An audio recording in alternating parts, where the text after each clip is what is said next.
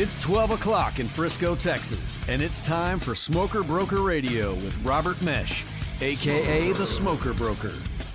Robert is the owner of Small World Realty and has employed hundreds of real estate agents in his 17-year career. He has instructed and mentored over 10,000 real estate agents at the highly acclaimed Champions School of Real Estate and is considered an expert in Texas residential realty. Robert is also an advocate of true entrepreneurial spirit and has helped many to transition from corporate America into the world of self-employment. And now live from the studio to your world, the Smoker Broker. Hey, welcome to Smoker Broker. I'm Robert Meche, and I'm the guy they call Smoker Broker. Try finding somebody who does a real estate broker and does competitive barbecue. You won't find many of us out there. There's not too many folks that do those types of things. And that is where that name came from. I don't run vape stores. I don't do marijuana or anything like that. But it's funny how many people look at our that name and that logo. Sometimes wonder that. We always get a really good kick out of it. But we are always focused on real estate for the most part on this show. This show has become a really good standpoint and a really good starting point for people who are new to the industry, people who are learning how to do real estate. And it's actually a good staple for veteran agents who sometimes want to refresh themselves on certain things, certain advanced topics, which today is kind of going to be one of those because we have two experts on the show in construction that I think anybody can learn from. I don't think it has to be someone who's new. And of course, we always serve the general public. The general public gets a lot out of our particular show as well because we're kind of guiding and helping them with the things that they probably should be looking for. So on new construction, this can be a good show for agents who have clients that are going through the new construction process right now. This is probably nice to be able to send to them saying, hey, look, you should watch this show. This might actually help you during that process. So I love this conversation. You know, we didn't have enough time last week. We never have enough time because we're always, real estate is a continuous conversation. But we had great views. I had about 500 people watch the show last week, and we had several people that sent in messages. Well, it's more than several, but people that came in asking about, can we continue the show and talk about these types of things? So I was like, yeah, we can. And it worked out well because last time I didn't have the two experts I have in the firm on new construction and just because I put together the last minute. So I was like, that's perfect. This time we can plan it and have them ready to go. So we'll be super informative for you. Y'all in for a treat because I have two guys that know a ton of information about new construction, actually far more than I do.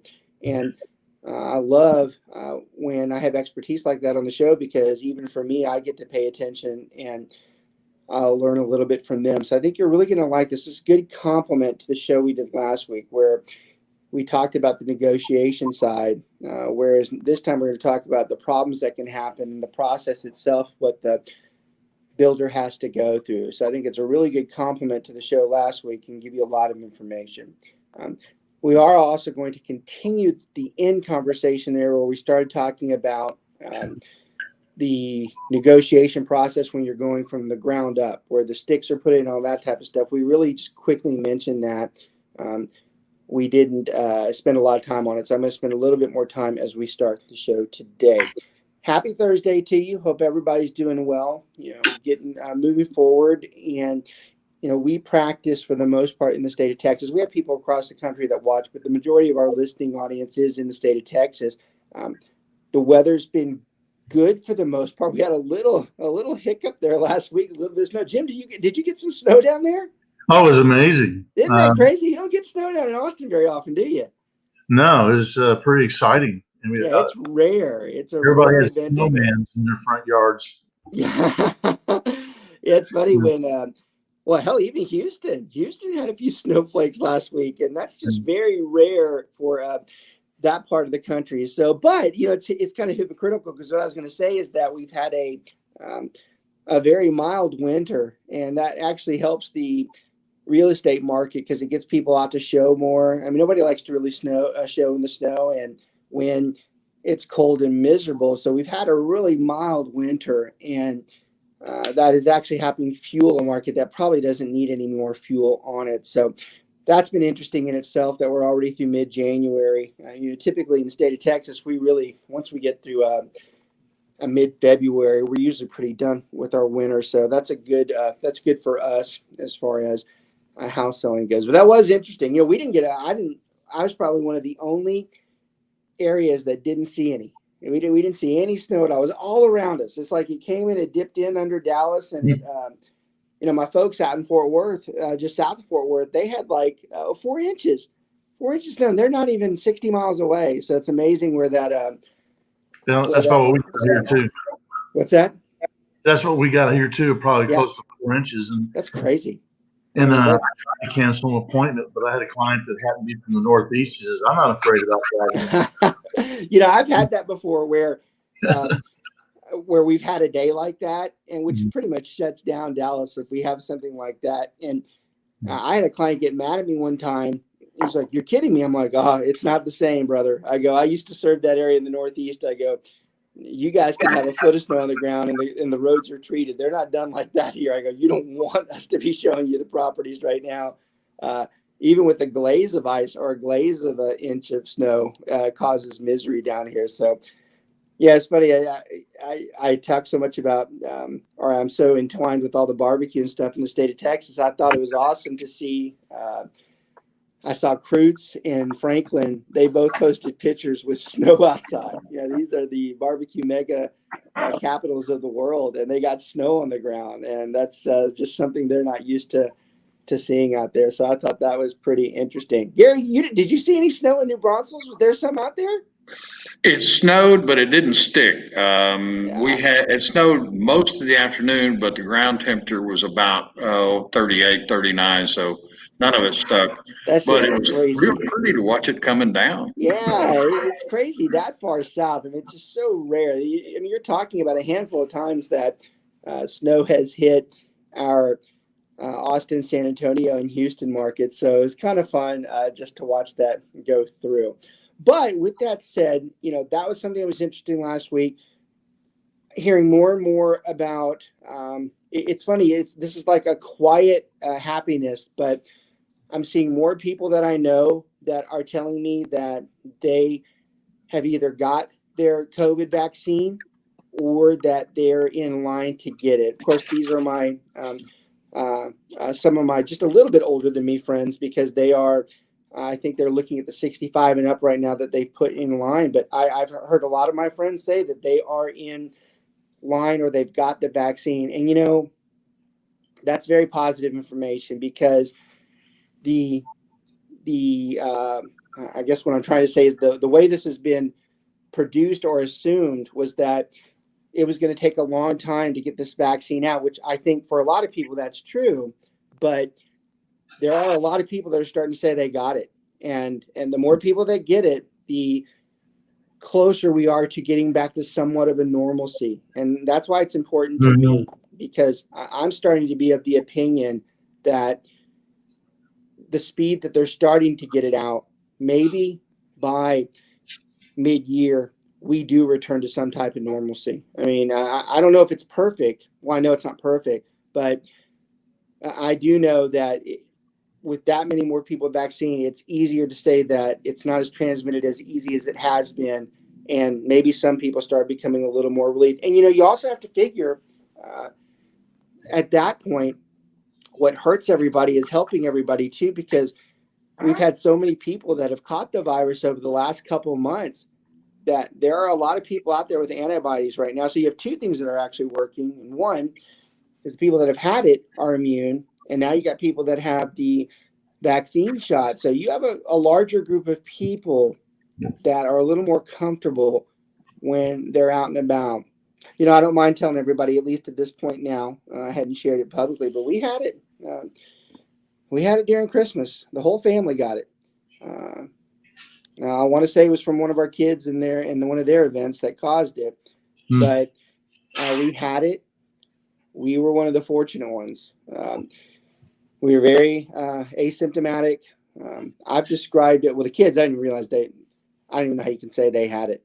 They qualify 100-degree fever for 6 hours. That was their COVID, and that was it. me and Dina had it. I would classify it. We didn't have the same symptoms as a lot of other people. Yeah, it's so different for everybody. I've got friends that have had horrific headaches. They had the fever, the vomiting. Whereas I described ours as a 2-day mono. We're just tired, real tired for 2 days.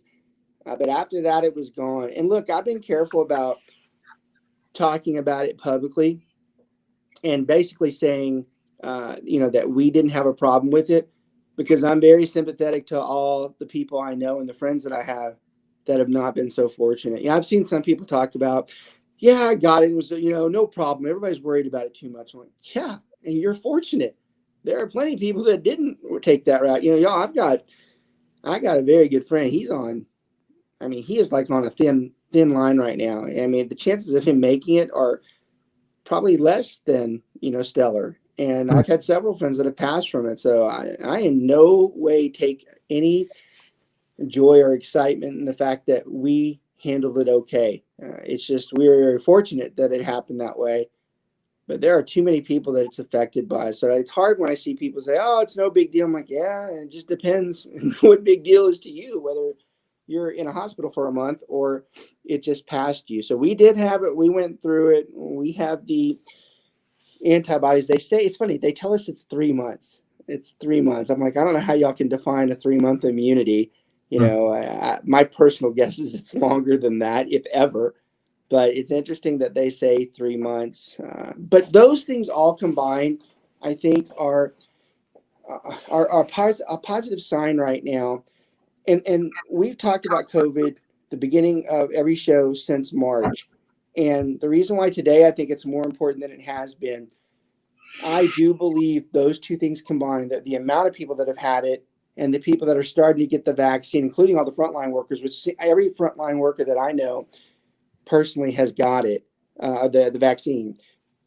That's got to be a closer step to us getting to where we're like not as concerned for most of the people out there, because we're getting closer to where we think we've solved a problem that's been terrible for us. So, to me, that's a great hope as we start the beginning of this year, because there's no doubt our last year was affected by it. Real estate, not as much. Obviously, the real estate markets thrive.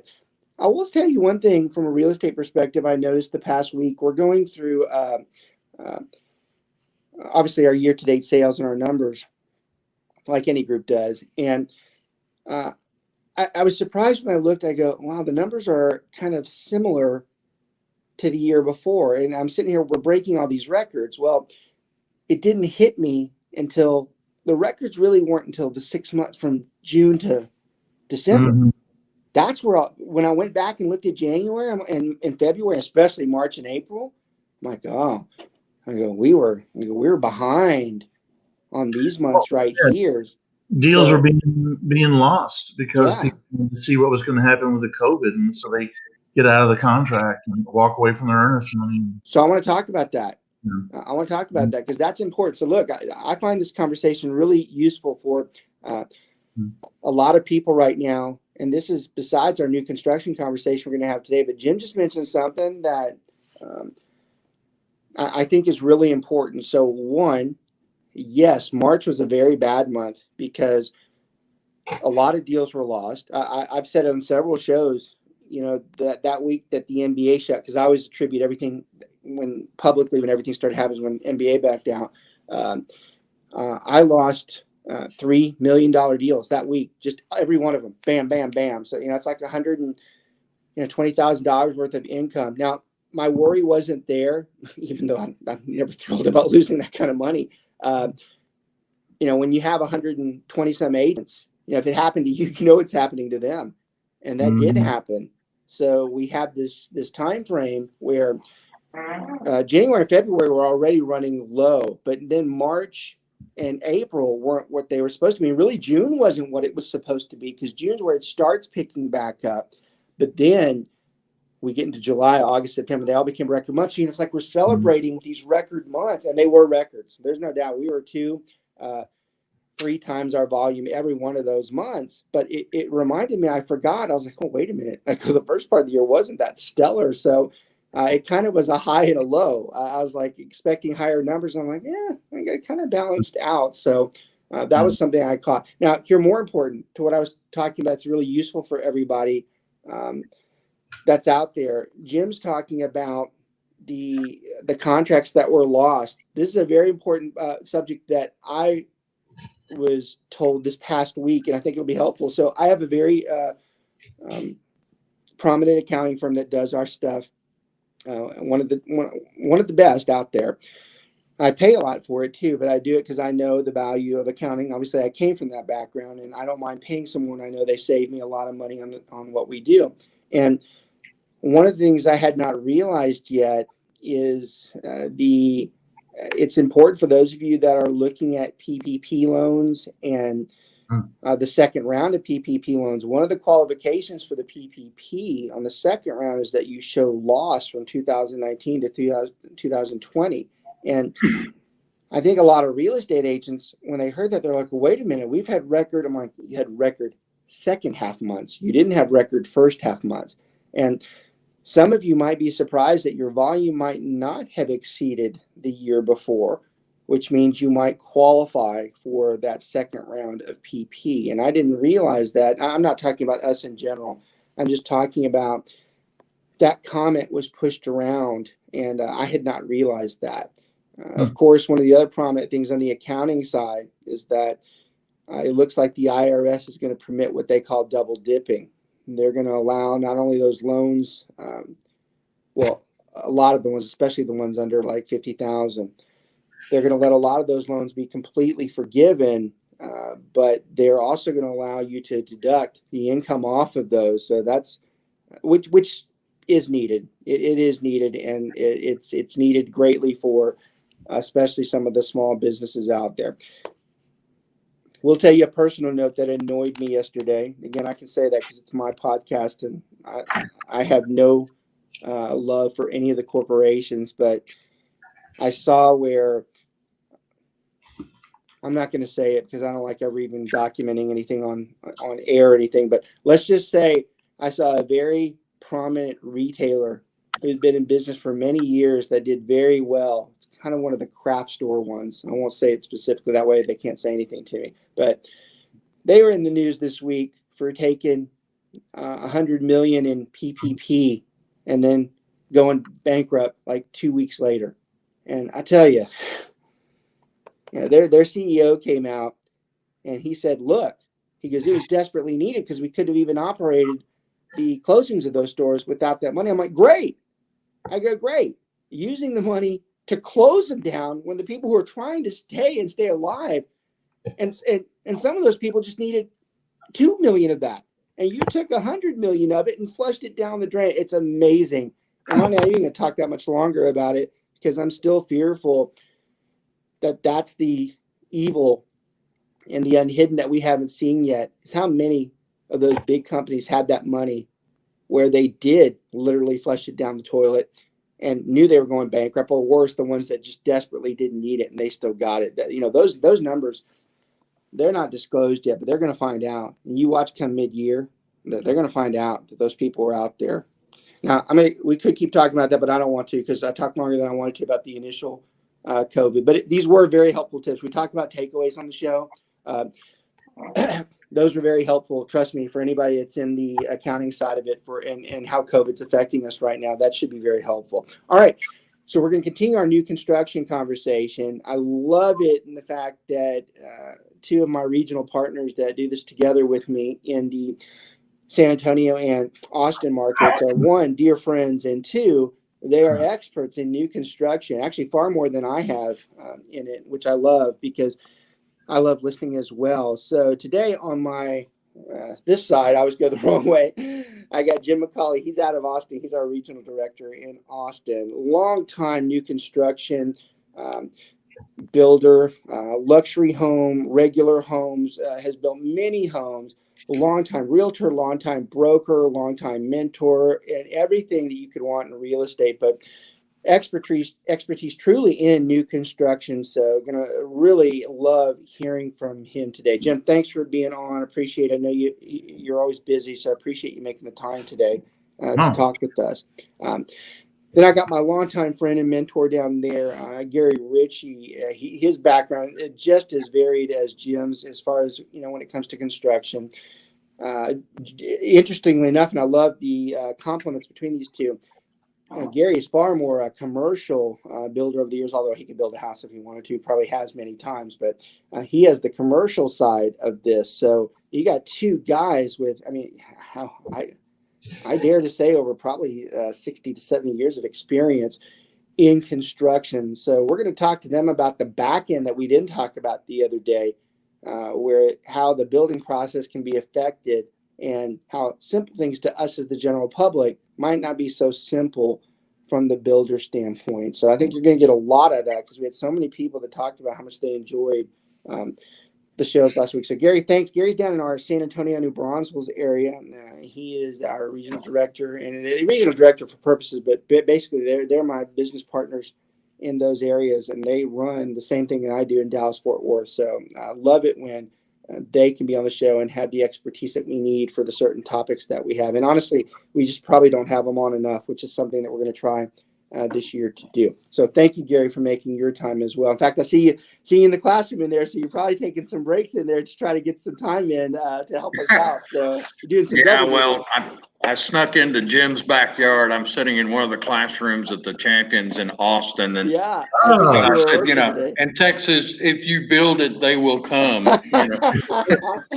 Well, kind of stealing a tagline. That's a lot of truth, and that's kind of what we're talking about today, because new construction became one of the first topics for the show this year, because obviously with the thin market, with a short inventory, especially, God forbid, down in Austin, new construction is somewhere where a lot of people are looking, because even though there's not a lot of specs on the ground that are ready, a lot of those builders are producing homes that can be purchased right now, that at least it's a guarantee that someone will have a home to live in 3 to 6 months. So new construction is at an all-time importance level right now in the state of Texas. I love it. If you build it, they will come. You better damn well believe that. You don't have to put an if in front of it. You can just put if you build it, they will be there. It's a fact. They're going to be there for sure. It's not a matter of if or when they're going to do it. All right, let's. One of my local builders in New Braunfels has several different lots, and he just got some guys out there to trim up the trees and move some dirt around and so forth and so on. And he got 15 phone calls in a week saying, "Are you starting this build on this lot here, Bumble? We drove by and saw it. We heard a friend, this, that." And Jim, oh my gosh, in your market, it's crazy. Well, now, Jim, here's the thing about Jim. If he's doing mid-range, he'd have probably 1,000 calls. He's already getting those calls with the luxury. Jim, is that right? Yeah, it's amazing. Even lots that people overlook and are less desirable, they are just going at high prices. It's crazy out there right now. Well, and for the one time in my career, I've always been very fortunate that I felt I had a good pulse on what the market can do and what it will do. This is the first time in my career. I'm just not so sure where this pans out. I know it's good. I know we're doing well, and I know we're going to continue to do well. But I have to admit, I'm just a tad nervous about this inventory shortage, because if the pressure keeps on, at what point do we get to where we can't put someone in a home, like legitimately, that needs to be in one? And that's a very accurate fear right now that some are actually experiencing. But more so, does it just continue? Does the pressure get on? And I've mentioned this on a couple shows too, and it doesn't affect the new construction as much as it does the investment side, but I think they're all tied together. The investors out there right now, especially the big, deep pocket investors, the ones that are in markets where there's only 3 or 4 of them, and they have like millions of dollars because they pooled together and they're buying up all this property. And anybody else who doesn't have a lot of money really doesn't have a chance because they don't have cash. They're not going to win a bid against these people. I really think we're not very far away from government intervention where those guys come in and they start saying, you can't buy those homes. There are people that need to own or occupy those. And you're not giving them the chance because of your competitive advantage. And I've got a feeling they might put a stop to that. You know, HUD tried to do it a few years back where they initiated that owner occupant rule, where they said on HUD, if you're going to buy HUD, you have to live in it for a year, because they started seeing that. They're like, hey, but this program was created for people who are struggling to get in the home, and we want to get them in. And then they find out that people with tons of money are buying them and then renting them to those people. So they put those programs in place. I don't think you're very far off from seeing a possible limit as to how many they let buy. I might be crazy right now, but a lot of times I'm actually right on that stuff. And someone's going to say something sooner or later about those auctions where the same people buy those homes, and the same person is buying all the homes out there, and then either selling them at a profit or they're keeping the people that need to live in them. We're not far away from that, y'all. So that's an interesting conversation too. And again, it fuels new construction, because that's usually the one area that the investors don't touch.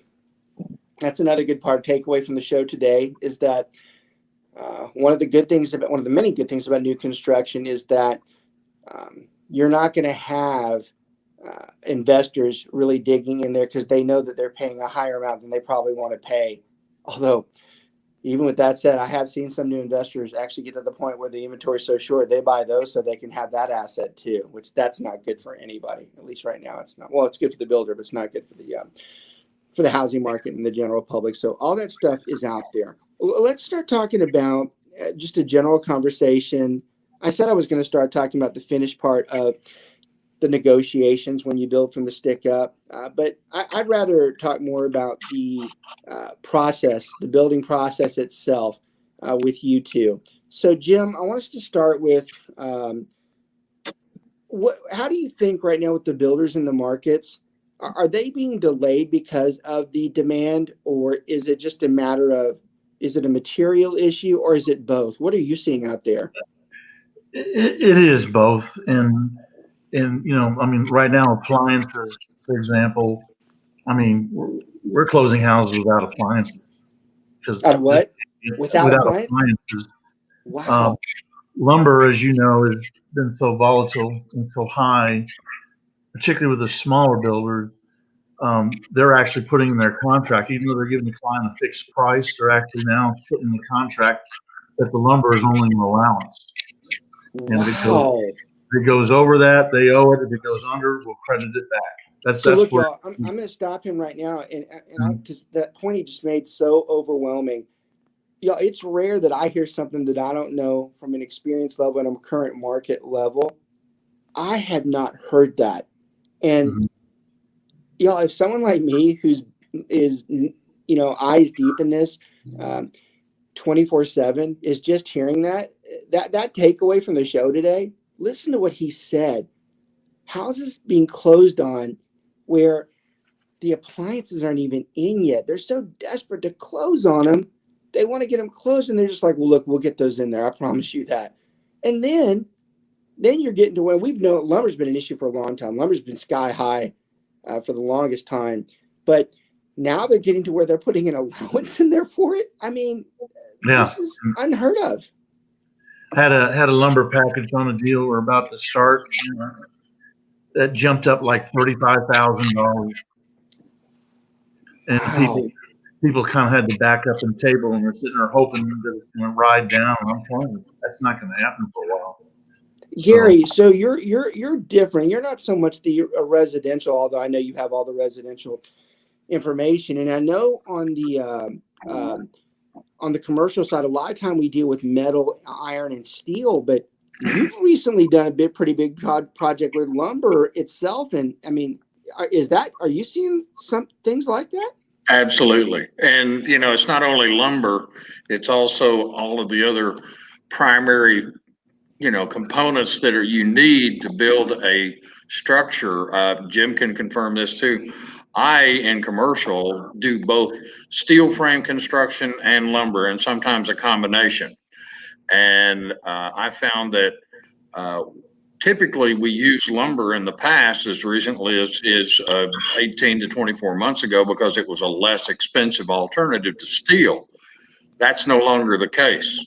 And now steel has gotten just outrageous. And here's the big thing. It's like Jim was saying, you can bid a package whenever you do a budget on a particular new build, but the prices are so volatile based on availability that you're going to end up paying anywhere from 15 to 20% more by the time you get it there on site. God, that's it's just sheetrock has gone up 50% in the last 18 months. Mm-hmm. I mean, what I used to pay for a piece of sheetrock is double. That hasn't gone up? I mean, are there anything that you guys built with that's not gone up? Hardly anything. How about you, Jim? No. Carpet. I got a carpet bid last week on a project. Almost fell out of my chair. So funny you said that. We just did a remodel at the house where they. I like to think I know what carpet should cost. I've been doing it for a long enough time. I know my residential quotes, right? So in my own home, you would think I know what's coming. So I just went ahead and told Dina, I go, whatever it is, go ahead and take care of it. So she comes back, and it's for the game room. Actually, not for the game room. This was for the, let's see, 1, 2. This was for 4 bedrooms. And we went to I was tired of, we had a real not comfortable carpet, and it was time to redo it. So I just basically told her I go for 4 rooms, no big deal. The hardwood, the main structures that we have are all hardwood. So I'm like, that shouldn't cost so much. I go ahead and do it. I don't need to see it. The invoice comes back at like $13,000 for 4 bedrooms for carpet. You're talking about falling out of your chair. Yeah. I wanted to yell at her because I'm like, how? But then I'm like, well, you're the one who told her to do it. And I was just oblivious, to. You're right. It actually went out of the chair for me. I think I shook my head for an hour. I thought, I had a, well, I shouldn't say that, but I just stood there the entire time, and I just couldn't get past it. So I personally seen that as well. It makes me fearful of, we're growing all these suburbs. Austin, it's funny, we're looking at the triangle of Austin, San Antonio, and Houston when you could put DFW at the top of it. But it's of no surprise. You guys know this, and I think it's important for y'all's business models as well. We're looking at a triangle of that triangle between Austin, San Antonio, Houston, that I think is going to overlap at some point, and you're going to have suburb areas that get confused. Are they a suburb of Houston? Are they a suburb of Austin? Are they a suburb? It's like the old. It's like, I think you're going to have an overlap of suburbs. I think we're going to experience that in the next 5 to 10 years. I think it's coming. Actually, you want my real advice for anybody who's taking it away? Any land that is reasonable cost in that triangle, which it probably isn't, but if it is, you might want to get in on that, because it's only a matter of, Jim, if those developers don't have that property in that middle part, and look, y'all, I'm talking about where we're an hour and 20 minutes out. If you get to the middle of the triangle, Gary, correct me if I'm wrong, I think if you get to the middle of that spot, you're usually an hour to an hour and a half outside of each of those metroplexes, which most people would say that's too far.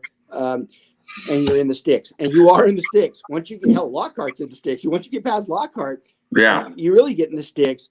I really think at some point those become massive suburbs. If I'm a builder, a developer, I would think that I'm buying a lot of property in that mid area out there. Well, we're seeing it in and this is more close to home to Gary, the expansion from Bernie out to Fredericksburg.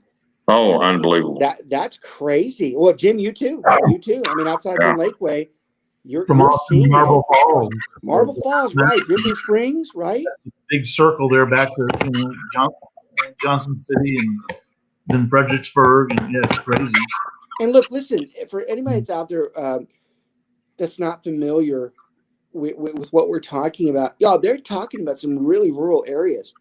They're talking about some really rural areas that are really starting to gear up with massive amounts of development. This is something 15 years ago none of us would have, even thought of. I mean, for native Texans, the Hill Country has been always,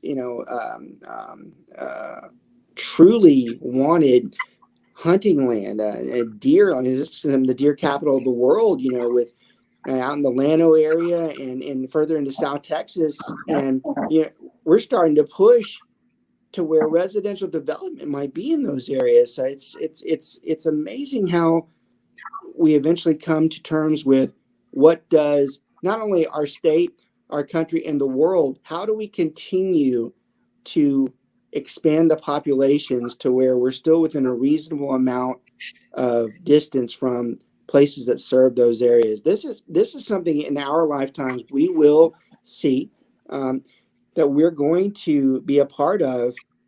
And it's interesting to think what 100 years from now looks like. I'm sure that they always say that, but really, if you look at it now, the theory about the triangle, that's not just here. That theory is also on the East Coast, where you have New York, Philadelphia, Baltimore, DC, and Boston, all fairly close to each other.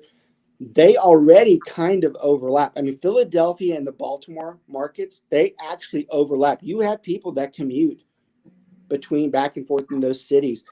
You're going to see this more in areas like the Destin, Panama City, Tampa and Orlando. Tampa and Orlando have already formed an overlap. And it's interesting to see how the commercial real estate involves there. We have such a worry right now about commercial real estate and the companies that are vacating or downsizing, and the businesses that are leaving because they've just gone out of business. And there's a big worry that commercial real estate is in trouble. But I think what you're going to find is it's going to thrive in another year or two with the amount of space that's available, and in certain areas, people are going to get creative. Can I make a comment about that, Robert? Please, yeah. What my personal experience has been, and I've got a long history of residential as well as commercial building. I did commercial simply out of a friend of mine wanted to build their own office building a few years back, and then I got hooked and seduced by the dark side of the force. So just when I thought I was out, they jerked me back in. A friend of mine who's in commercial development, we have been trying to do a closed local investor joint venture for about 2.5 years, and we're having problems finding the land to do what we want to do. And we're looking as far as 15, 20 miles outside of any sort of incorporated city area, which is, people say, well, why would you do that? And I said, well, because if you don't buy it now, you're not going to get to, right, Jim? I mean, you're probably experiencing this in residential too. And what's happening is that the cost of the land, these people in Texas, for some reason, they talk to each other a lot, and they're not exactly dumb. Neighbors have conversations at the local tractor supply. Yeah, did you hear Fred Brown just sold his farm for dang near $5 a square foot? I'm going to ask $6.50. What's that, Jim? They're quicker than the internet. Oh, so God, look, yeah. It's the underground network. That's what I call that. Yeah. The underground network. And you're right. They're quicker than the internet. Word travels fast. And so that is a good point to make. And I'm going to tie it into this triangle that we keep talking about. Gary's looking at 10 to 20 miles because obviously for their business model, it's important to be as close as they can. But the only natural response to when you can't find it inside the 10 to 20 minute radius is you go further out. Right. And when you start seeing bigger businesses go further out, you see people that follow. Dallas-Fort Worth is a great example. North of the Dallas-Fort Worth area, in the Sanger area, which for those of you that are not around, that's about an hour north of Dallas-Fort Worth, okay, which would be considered rural. In fact, it's almost on the Oklahoma state line. Walmart has one of its largest distribution centers there. Now, y'all, that's the middle of nowhere for a lot of people. But just as savvy as Walmart is all the time. They know that they need that area. They have to be somewhat in proximity to Dallas-Fort Worth, but they also know that those northern suburbs have a lot of land that are cheaper than, of course, inside, like Gary was talking about, that 10 to 20 mile radius. So this is another reason why you start seeing this. And y'all, which I love doing the podcast because so much comes out of it. Even for me, when I'm just talking, and it makes me think more. We're talking about Austin with all these companies that are pushing through. We've been talking about Tesla moving in, and I think Oracle's talking about. Oracle, yeah, y'all. Mm-hmm. If the Silicon Valley is now making the real valley their central hubs, that you're going to see massive growth and new construction flies off the hooks. And this isn't tomorrow, but the tracks are being laid right now. So it's funny. I love that you guys are practicing in what I consider the triangle right now, because mark my words, I think you guys are really going to start seeing some activity in that tri area in the middle where nothing is there right now. I think you're really going to start seeing some movement that you might not have ever seen. Jim, even for you and the guys that you work with sometimes, if it's me, I'm putting in somebody's ear, hey, we ought to go look at some land over there. Mm-hmm. I mean, how much longer is it before we have, I'm sure they already have in the middle there, some type of Buc-ee's or something, gas centers, but those areas start to expand when more people start living out there. What's the far west suburb of Austin that's outside past the airport? Where do we get to when we start? It's north of Lockhart. Is there any major? Manville? Yeah. Manville. Yeah. Those areas out there, they start becoming more valuable. And southeast there, those areas start becoming more valuable. You've got the what's that runner road, the I-30 one, the one that's like a Autobahn. 130. 130, Yeah. right? Yeah, 130. I always remember just because it's so speed ridiculous. limit's supposed to be 80, but everybody goes 95. It scares the shit out of me. I do at least 100. So. It scares me. It scares me personally when I drive it. I'm like, I don't know what I'm going to do if there's a bump or something. I don't know if I've got a parachute to stop this car. So it's funny that you say that, but you put that there. The 130 loop was put out there because the traffic in Austin was so awful. But now you got a lot of vacant land where that thing strips through and it takes you into Lockhart. Everything east of there starts expanding, and when you start expanding that way, you start nudging into the Houston area, because it's really not that far. So just some fascinating conversations. All right, I want to talk about when we're actually building in the residential arena. You guys talk to me. Jim, start, and then Gary can continue and add on. What are the major problems that a builder worries about when they start building these homes? What are their concerns? They already have the plan in place. They know what they're supposed to build, but they also know they have a client waiting. Now, the reason why this can be a big takeaway for anybody that's watching and that watches on archive is that some builders are running behind right now, and and we're seeing a lot of, hey, we're supposed to close in February, but now we're going to close in March or April, and that's not normal. So I want you to talk about what causes that. Well, obviously, everything that we were talking about earlier, supplies and material, labor. I mean, that's awful. The labor can really be terrible, and it's gotten to where a lot of builders are not putting in closing times. They will not commit to a closing time. All right, so that's a takeaway for everybody out there right now. That's a change. That it's long been assumed that the builder in the contract puts a date. Now it's always known that the builder has outs there where they know because of weather that it might be off by a month or so. But now we have builders that are just flat out saying, "Oh, we'll go under contract, but we're not." And I have to tell you, they'll walk away. Yeah, as hard as that makes my life, I agree with them. That's pretty smart, because there's no way a builder right now can say, "Oh, it'll be done in 6 months from now." I promise you. With what they're doing, I just don't see it. So that's a good takeaway from anybody. You need to start being prepared that a builder might actually tell you, "Well, we're not committing to a date." That would be something that's very new, especially for our crew. They're not trained on that. So that's a great takeaway. This show's all about takeaways. even if you get 1 or 2 takeaways, most of them should get at least 5 takeaways from our show because that's what we shoot for. That's a good one for today. I like that. What else? What are some other problems? Or Gary, you want to jump in? What are you? Yeah, one thing I'd like to address too is, along that same vein, is whenever you do, and I'm looking at it from a residential sales associate side, when you do go into a new builder model and talk to the builder rep, talk to the builders, and of course, everybody's wondering, well, when can we move in? When can we move in? So forth, so on.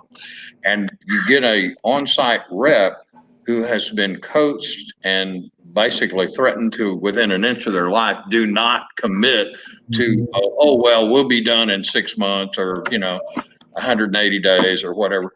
Don't give those people a number. You need to prepare your client for that conversation so that they're not shocked whenever they walk into a new build. And like Jim says, they can't really afford to give them a hard closing time or completion date based on availability of materials, labor, and it's really bad in residential. I mean, and I'll be real honest with you, most of my commercial contractors were residential contractors, but commercial was paying them virtually twice as much money. So they quit building and framing houses and came over to the commercial dark side of the force and left all of the residential builders kind of high and dry, scrambling for, and maybe Jim has experienced this too, skilled labor, people that really know what they're doing. I'm just shaking my head right now. I mean, even for me, for takeaways on that's incredible that we are at that point. That would be something I'd have been completely oblivious to before this call. Jim, what were you saying? Well, back when we had the crash in 2008, everybody started changing their career, started getting out of plumbing, got out of electricity, got out of framing, got out of all that stuff, and actually did career changes. And then all of a sudden, now we turn around with this big boom, and we have a shortage of that skilled labor, and that's right now they can make great money. So look, I want to talk about that, and I find that surprising too when those guys do that, because the one thing is real estate, that those jobs flow with us too. Real estate's cyclical. It always has been. There are downs and ups, and yes, we have been on one of the ultimate high and ups for the longest time. This is the longest I think we've ever gone where we haven't had a down market, and we don't see anything in sight really changing that. So that's something that is that's new to us, but it's amazing those people that do back out of those careers and at least don't keep it on the side, I guess is what I'm saying. I mean, I get that you have to make money and during down times, but the fact that you don't just keep it going, and I'll make another comment for outside of just our conversations, because this show is geared towards business as well. It's not just real estate. We talk about business as well and entrepreneurship. I tell you, if I had in my next life, in the third life, in the fourth life, if anybody believes you have extra lives, I wish I would come back as a combo of some type of, business management skill, but with knowledge in AC, mechanical cars, plumbing, those trades, welding. Those welders make a lot of money. Be surprised how much a good welder makes. Those are good trades that people ignore a lot, and it's amazing to me how many people I see, how many friends I actually have that struggle with their jobs or their careers, or they just have never found something. I'm like, if I was in that position, I'd go to one of those trade schools and I'd learn that, and I don't think you'd have that much problems about making your bill and your monthly payments, because those guys make a lot of money. Plumbers, hell, the house cleaners, they make a lot of money.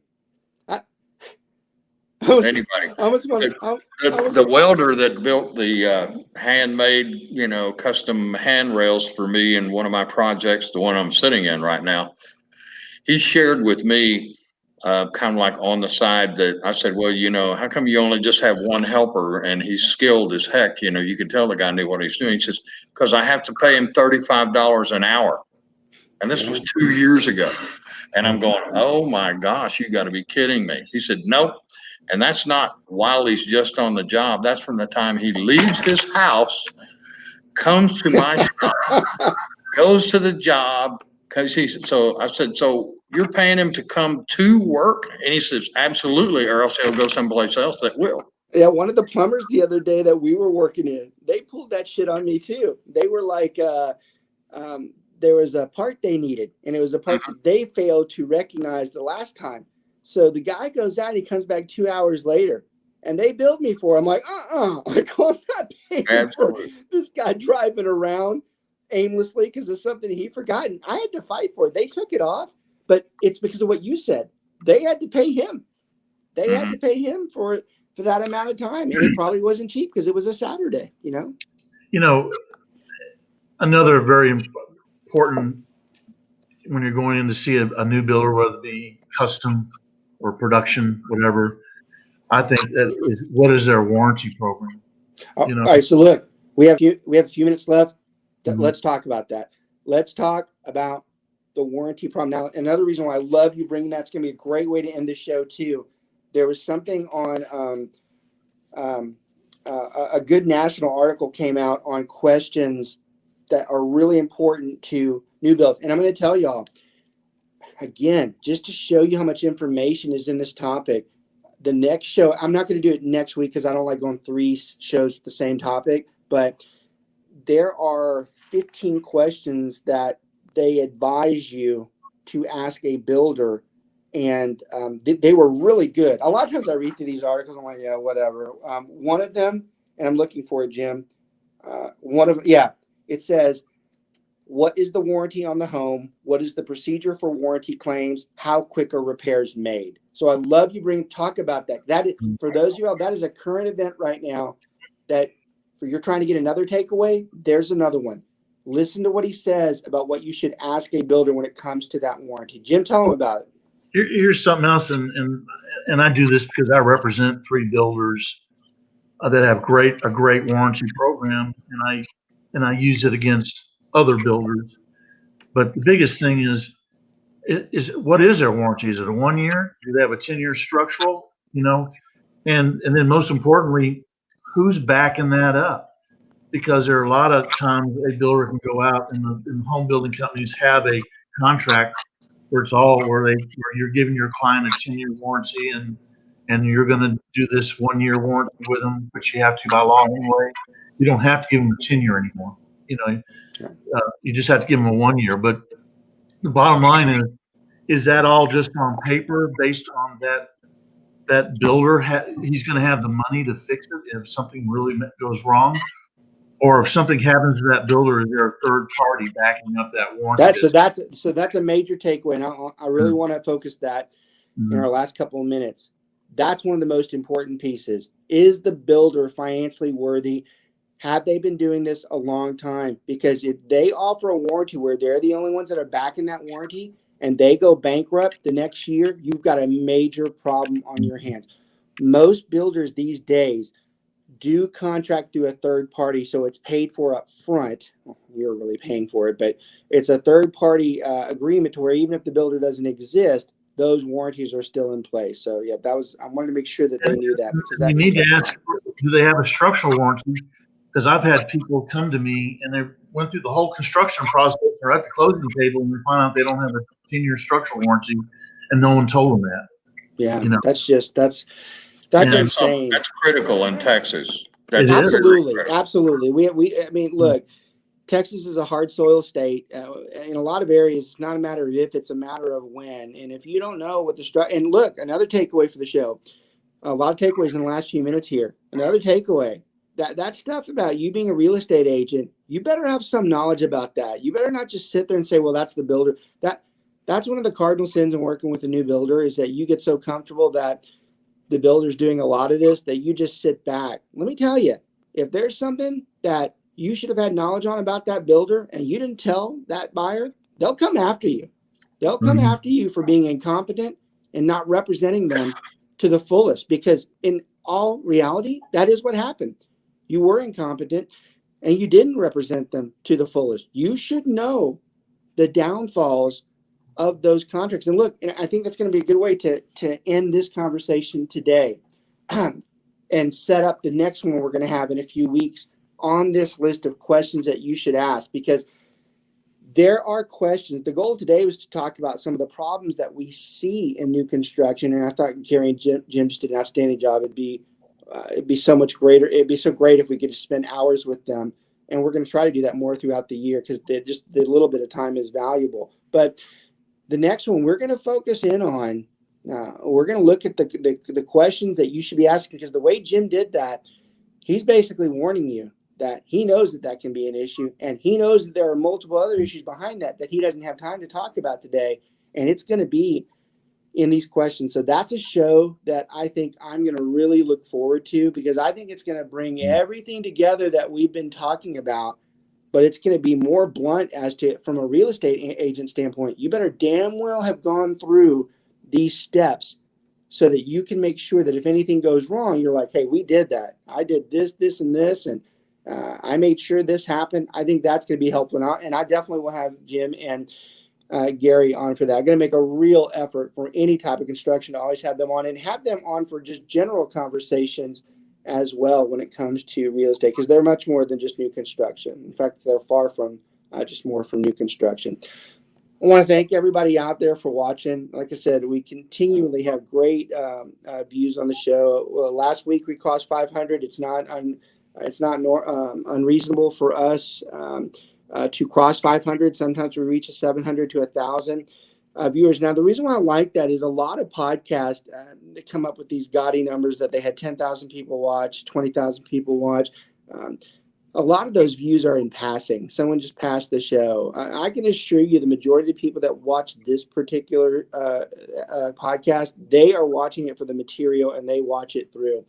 They're not glancing it. And we know that because we get that feedback from tons of people throughout the week where they said, hey, I watched your show on this or that. And I find that to be meaningful for what it is that we do, because the show does have a lot of information that's extremely helpful. And I say it all the time. I mean, probably every 3 shows that I'm biased towards the podcast because it's mine. But in all honesty, the information that comes out of it is extremely valuable for someone who's purchasing a home, selling a home, dealing with a real estate agent, or being a real estate agent. I mean, I've watched real estate podcasts before, and they go off on tangents about stuff that really doesn't affect real estate. We're trying to protect and make sure you do it the right way. So I love the views. I cannot encourage you enough to keep on pushing the show out to other people. Encourage them to watch your clients too, because believe me, this show can help. When you have a difficult client, this show can help ease that process. So again, I can't thank everybody enough for constantly watching. We will be back next week. I haven't chosen the topic yet. We're going to go opposite new construction since we did it for 2 weeks, but rest assured in the next month or two, we're going to come back to these new construction questions. Y'all have a good one. We'll talk to you soon. Take care. Thanks.